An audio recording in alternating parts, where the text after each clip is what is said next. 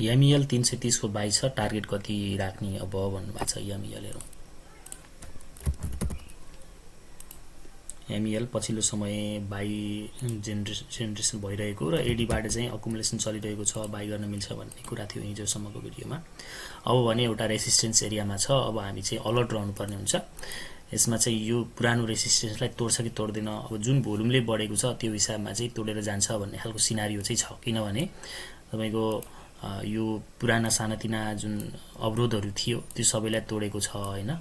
त्यसकारणले अब तत्कालको लागि चाहिँ हजुरले एमईएललाई होल्ड गर्दा बेटर हुन्छ। टार्गेट कति राख्ने भन्नुभएको छ। अब एउटा चाहिँ यही नै हो हैन, यो एउटा रेसिस्टेन्स एरिया हो आज जुन 44-45 मा छ। यसको एकदम अलर्टै रहनुपर्ने जोन भनेको 270 को लेभल हो है। त्यो लेभलमा चाहिँ सेलिङ आउन सक्छ, अलर्ट रहनुपर्छ। त्यसैगरी अर्को रहेको छ कमेन्ट हेरौँ। सर मसँग एडीबीएल, अपी, CZBL, MMFDP, Nepal bank limited, NIMB, KBL, ISL, HBL, VLUCL, SHEL, GBIME, MBL, HIDC. Oh my god छ किन गर्छन् भन्नुभएको छ। अब अहिले चाहिँ ट्रेन्ड तपाईले अलिकति नबुझेको हुन सक्छ है। त्यो के भने अहिले चाहिँ तपाईसँग अधिकांश भएका कम्पनी मैले हेरे यी सबै अलिकति क्यापिटलको आधारमा ठुलो क्यापिटल भएका कम्पनीहरू छन् र अहिले बजारमा ट्रेन्ड भनेकै लो क्यापमा छ। समग्रमा त बजार घटिरहेको छ, एकाध कम्पनी बढिरहेका छन् अथवा केही कम्पनी बढिरहेका छन् जसको सप्लाई कम छ। कारण के हो त भन्दा अब मार्केटमा क्याप छ, त्यो क्याप हटाउन चाहन्छन् बिग मनीहरूले। यसकारण बिग मनीको पैसा आएको जस्तो बजारमा अझै पनि देखिएको छैन। त्यो चाहिँ हाम्रो भोल्युमले पनि बताइरहेको छ।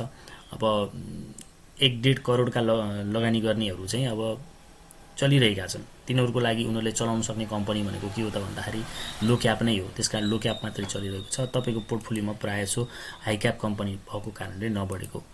एमसी फेरि यिनीहरूको पनि पालो कहिले आउँदैन त भन्दाखेरि आउँछ है। यिनीहरूको पनि पालो आउँछ, धैर्यता चाहिन्छ। तपाईसँग भएका कम्पनी जे भए पनि फन्डामेन्टली त स्ट्रङ छ नि त, त्यो हिसाबमा चाहिँ त्यति धेरै डराउनु पर्दैन। एमसीएच को अवस्था के छ सर? 360 को बाई छ। एमसीएचएल भन्नुभयो होला हैन। एमसीएचएल मैले पछिल्लो समय वाच लिस्टमा पनि राखिदिएको थिएँ। एमसीएचएल राम्रो बढेको छ। अब रेसिस्टेन्स एरियामा पुगेको छ, ट्रेन्ड लाइनलाई टच गरेर बसेको छ हैन। अब यसमा के हुन्छ हुन सक्छ त भन्दा अब यदि करेक्सन आउँछ भने त्यो किन्ने मौका नै हुन सक्छ है। करेक्सन आउँछ यदि भने त्यो किन्ने मौका नै हुन सक्छ। यो चाहिँ किन यसो भनिरहेको छु भन्दा जुन सप्लाई छ नि यसको 10,85,000 किता, यो सप्लाई भएको कम्पनी यो रेन्जमा प्राय छैनन् है। फेरि तपाईले फन्डामेन्टल कस्तो छ, राम्रो छ छैन भन्नुहुन्छ, म क्लियर भन्न सक्छु। फन्डामेन्टली कम्पनी राम्रो छैन, तर अहिले बजार डिमान्ड एन्ड सप्लाईमा चलिरहेको छ र आफैमा बजार एउटा डिमान्ड एन्ड सप्लाई पनि हो है। कम्पनी राम्रो हेरेर लगानी गर्ने भनेको त इन्भेस्टमेन्टको लागि हो, यो ट्रेडको लागि हो। ट्रेडको लागि ओके छ। अझै पनि फेरि यहाँ के हुन सक्छ त भन्दा अलिकति माथि गएर फेरि रिटेस्ट गर्न यही आउने, त्यसपछि राम्रो बढोत्तरी हुने चान्स बढी देखेको छु। फेरि यहीँबाट तल करेक्सन आउँछ भने त्यो किन्ने मौका नै हुन्छ। 377 को पहिलो करेक्सन हुन सक्छ। करेक्सन भयो भने त्यो पनि किन्ने मौका हुनेछ र फेरि ट्रेन्ड लाइनलाई टच गर्न 60 को लेभलमा आउँछ भने त्यो पनि बाई गर्ने नै चान्स हुनेछ भन्ने मलाई लाग्छ। सर सर्वोत्तम के गरौँ? 1083 को 1083 मा सेल गरिएन, अब होल्ड कि सेल गर्नु सर भन्नुभएको छ।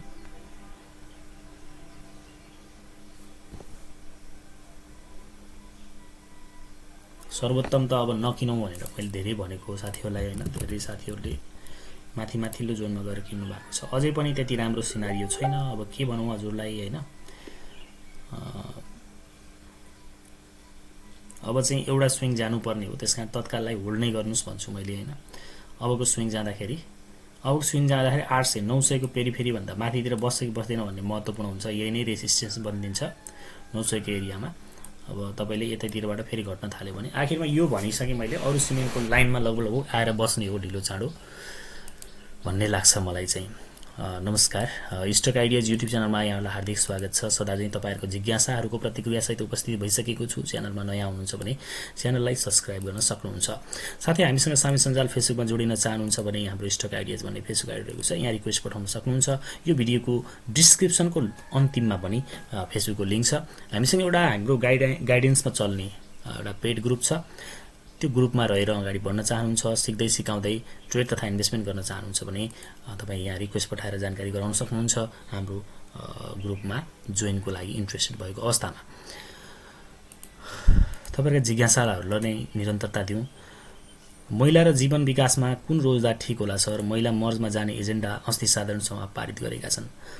मैले तपाईलाई बारम्बार के भन्छु भने यो एकदम लो सप्लाई भएको माइक्रो फाइनान्समा है मर्जरमा जाने खतरा जहिले पनि रहन्छ र त्यो भयो भने चाहिँ त्यसको भनौं न केही समय कारोबार रोकाउने त्यो रहन्छ।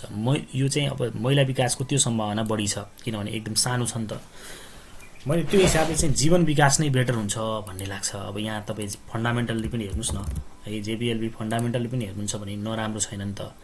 अब यहाँ हेर्नुस् 44 लाख किता छ, सप्लाई बढी भकै छ, अलिकति कम छैन। यसमा मर्जमा जाने चान्स कमजोर नै देख्छु। ईपीएस 26 को छ, वितरण योग्य मुनाफा 48 छ, 239 को नेटवर्क छ, एनपीएल 2.95 को छ, आरओई 11 को छ हैन। अनि अब हेरौं एमएल महिलाको के छ?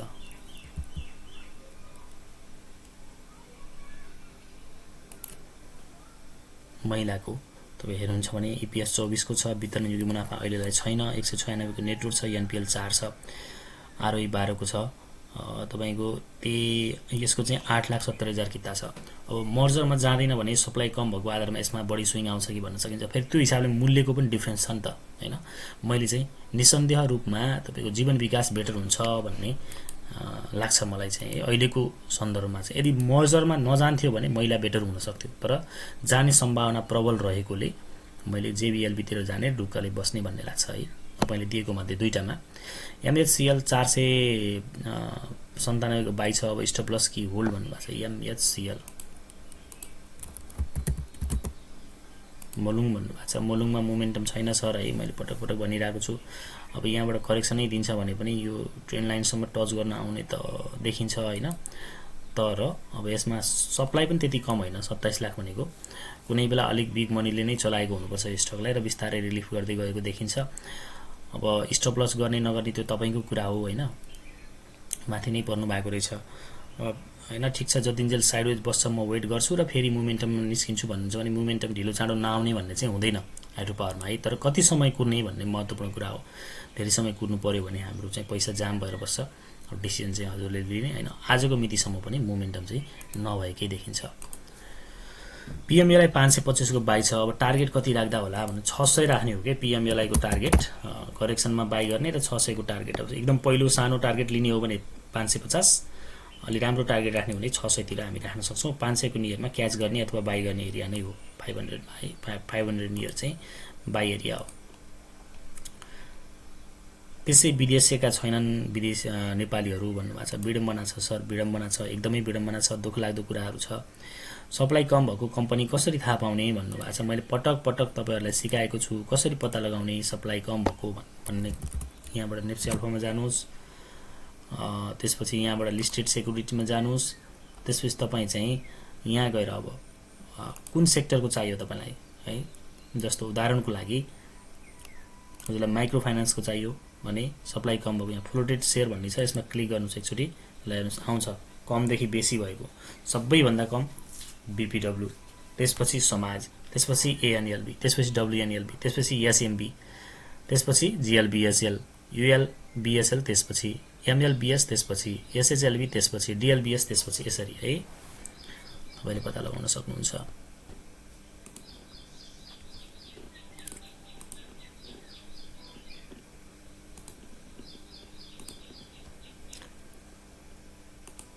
एसएमबी सेल की होल्ड भन्नुभएको छ। हिजो के मोमेन्टम आउनु खोजेको हो एसएमबी मा। अब 1283 तिर आउँछ भने बाई गर्ने हो, सेल गर्नु पर्दैन, होल्ड नै गर्दा बेटर हुन्छ कि भन्ने लाग्छ। त्यही पनि अलि मोमेन्टम चाहिँ केही कमजोर हुन थालेको हो कि जस्तो त देखिएको छ। तर सप्लाई कम भएको फन्डामेन्टली पनि बेटर रहेको कम्पनी हो, त्यति डराउनु नपर्ला। 1283 मा रिएड गर्न सक्नुहुन्छ अथवा बाई गर्न सक्नुहुन्छ। पहिलो सपोर्ट एरिया हो है। यहाँबाट जान्छ भने पहिलो रेसिस्टेन्स अब 1450 तिरको हुन जान्छ।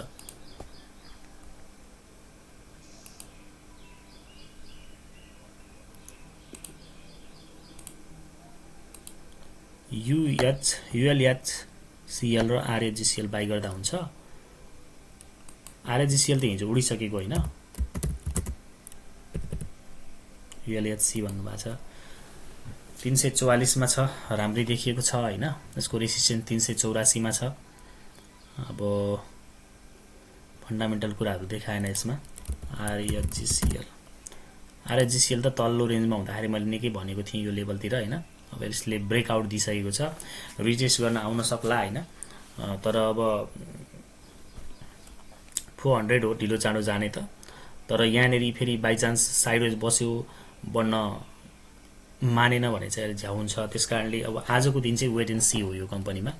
आजको दिन बाइको लागि हुँदैन यसमा। हिजो राम्रो बढेको छ, कति करेक्सन आउँछ आउँदैन, यहाँ सस्टेन हुन्छ हुँदैन।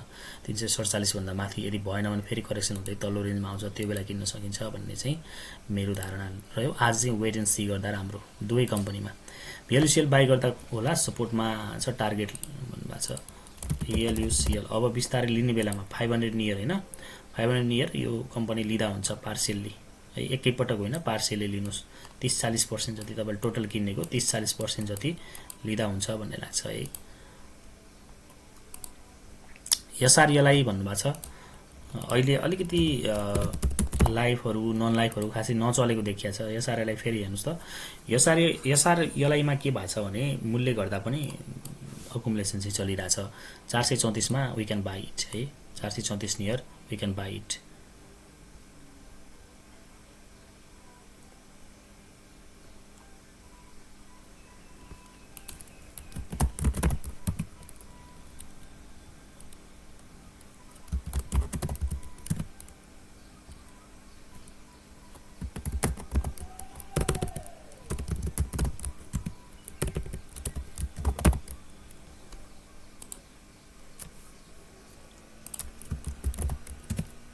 मैले कुनैमा अकुमुलेसन भएको छ कि भनेर चेक गरिरा, त्यस्तो खासै देखिएन लाइफमा।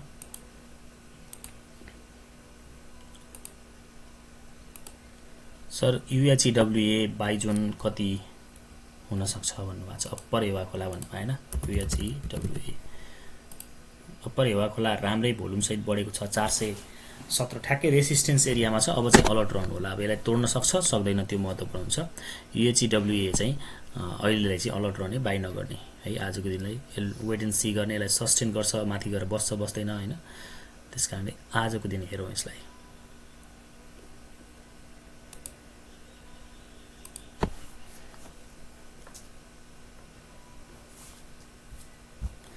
पोजिटिभ कन्क्लुजन दिनुभयो भन्ने फिल गरे है भन्नुभएको छ। धन्यवाद सर। एसएसपिसी किन घटेको, न्यू प्रोजेक्टबाट प्रोडक्सन स्टार्ट हुन, यही त अचम्म छ सर। सबै राम्रो राम्रो कम्पनीहरु राम्रोसँग बढ्न सकेको छैन, घटिरहेको छ हैन। तर अब तपाईको यही फन्डामेन्टल राम्रो हुँदा हुँदै पनि सप्लाई बढी छ भन्ने आधारमा घटाइरहेका छन्। तर त्यस्तो डराउनु पर्ने खालको कम्पनी त होइन। अब प्राविधिक रूपमा चाहिँ यदि 334 मुनि क्लोज दिन्छ भने अब यसले चाहिँ यतातिर 319-20 को एरियातिर आउने संकेत गर्छ है टेक्निकल्ली हेर्दाखेरि। तर फन्डामेन्टली चाहिँ कम्पनी राम्रो हो। अब आगामी रिपोर्ट चाहिँ नराम्रो आउँदै हो कि के हो, केही बुझ्न सकिएन सर। यसको बारेमा न्युजहरु पनि हेरे, केही खास भेट्न सकिन। बीएचएल, सोना, एचएलआई, बीएफसीएस, ADBL, HI by sale point एक दुईटा सोध्नु हुन अनुरोध गर्छु हैन। एउटै व्यक्तिको धेरै स्टक हेर्न भ्याइदैन। मैले तपाईको सुरुका तीनवटा कम्पनी हेर्दिन्छु, बीएचएल, सोना र एचएलआई। बीएचएल यही लेभलमा पनि तपाई लिन सक्नुहुन्छ है। तपाईले स्टप लस 334 मुनि क्लोज दिन्छ भने स्टप लस राख्ने हिसाबले अहिले पनि मजाले बीएचएल बाइ गर्न सक्नुहुन्छ। फन्डामेन्टली राम्रो छैन, 18,28,000 किता सप्लाई छ। अब यसको चाहिँ अब यो अल टाइम हाईको नियर पनि छ हैन। यहाँबाट माथि एकचोटी 395 सम्म चाहिँ गएको रहेछ। ठिकै छ यो कम्पनी, केवल ट्रेडको लागि मात्रै भने मैले। सोना र एचएलआई भन्नुभएको छ। सोना चाहिँ तपाईको ठीक छ। सोना 453 यो एउटा सपोर्ट एरिया हो। यसमा पोजिटिभ रियाक्सन आउँछ भने हेरौँला, होइन भने यो कम्पनी 400 सम्म आउन सक्छ। हरि नगर्दा नै बेटर है।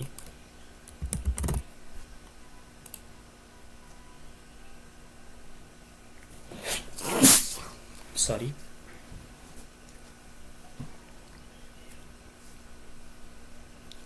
392 मा छ।